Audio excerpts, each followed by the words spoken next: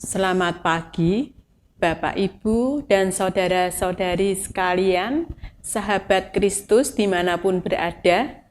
Pagi ini kita berjumpa kembali dalam program Hikmat Pagi GKI Karangsaru.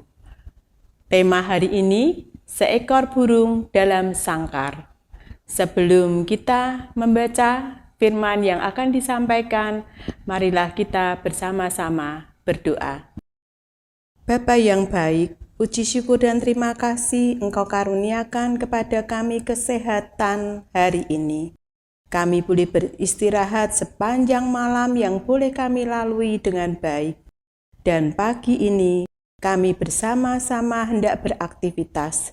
Tetapi sebelumnya Bapa, biarlah kami duduk sejenak di hadapan-Mu untuk mendengarkan firman yang boleh menjadi pegangan bagi langkah kehidupan kami sepanjang hari ini. Terima kasih Bapa yang baik. Kami serahkan doa sembahyang kami ini hanya di dalam nama Tuhan kami Yesus Kristus. Amin. Tema pagi ini seekor burung dalam sangkar dari Kisah Para Rasul 16 ayat 19 sampai 40. Fokus pada ayat yang ke-25 dan ke-26 yang demikian bunyinya. Tetapi kira-kira tengah malam, Paulus dan Silas berdoa dan menyanyikan puji-pujian kepada Allah, dan orang-orang hukuman yang lain mendengarkan mereka. Akan tetapi terjadilah gempa bumi yang hebat, sehingga sendi-sendi penjara itu goyah. Dan seketika itu juga terbukalah semua pintu dan terlepaslah belenggu mereka semua. Demikianlah firman Tuhan. Syukur kepada Allah. Selamat pagi saudara.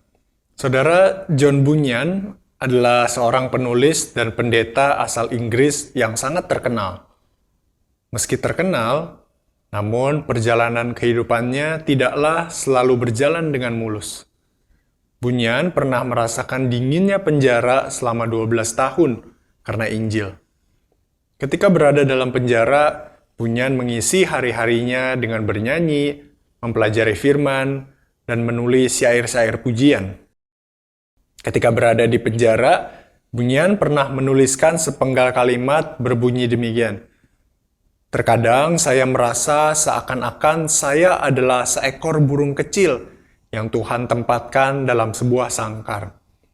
Tidak ada yang bisa saya lakukan dalam sangkar selain duduk dan bernyanyi. Sukacita dalam hatiku memberi secerca harapan.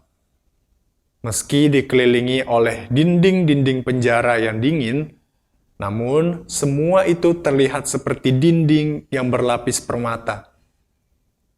Saudara, Bunyan selalu meyakini bahwa suatu hari nanti Tuhan akan melepaskannya dari sel tahanan yang dingin itu.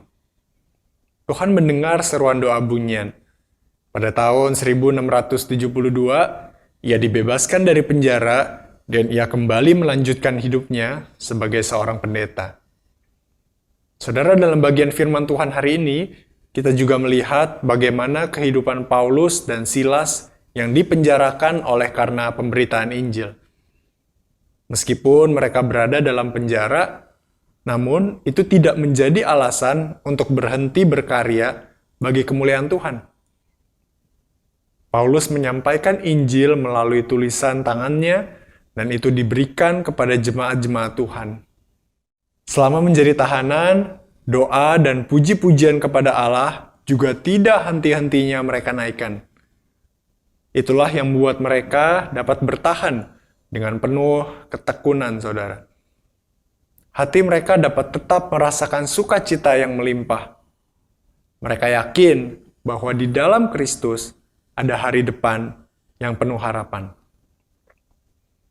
Sebagai anak-anak Tuhan, hari ini kita pun juga mengalami berbagai kesulitan dan juga tantangan hidup. Namun, biarlah kita tetap memiliki keyakinan, kita tetap memiliki pengharapan, kita memiliki ketekunan, dan juga sukacita seperti yang diteladankan oleh Rasul Paulus, serta Silas dan juga John Bunyan. seekor burung dalam sangkar dapat tetap bernyanyi dengan sukacita. Amin. Marilah kita berdoa.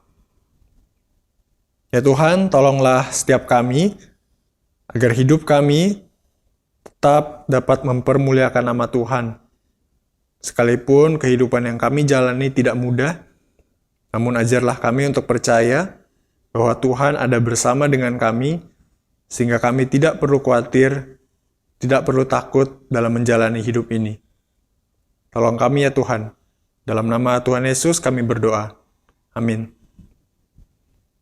Saudara, selamat pagi, selamat menjalani kehidupan hari ini di dalam anugerah Tuhan, dan kiranya Tuhan memberkati kita.